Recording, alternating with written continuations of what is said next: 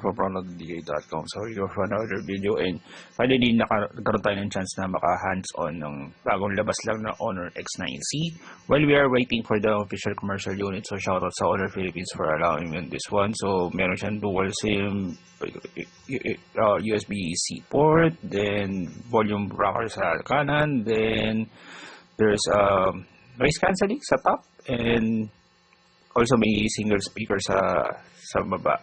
And I'm not mistaken, dual speakers yung yung phone nito. So this one.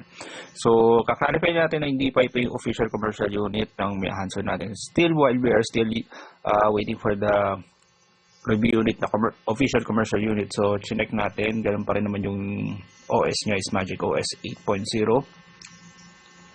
So meron bang unfortunate kumpara nito sa X9B, sa Snapdragon 6 Gen 1 pa rin dito. Pero nung nakita natin sa hands-on or makita niyo yung isang video natin nung PTS natin ng ng behind the scenes ng nakuha nila yung Guinness record is mas malinaw, obviously, lalo pa nag-zoom in tayo ng video.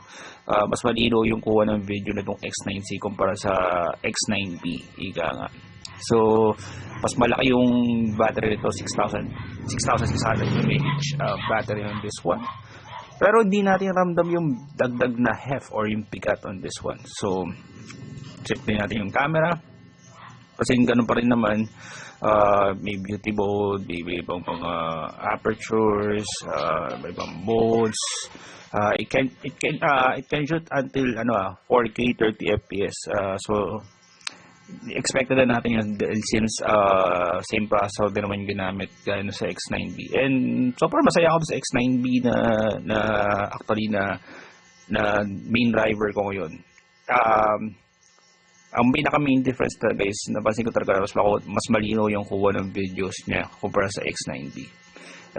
Definitely, if you're coming from X9A to X9C, it will be worth the upgrade for this one. Based on first check lang natin ito, pero hindi pa natin mabibigay yung full review nito. So hintayin pa natin yung mga options, ganun din naman.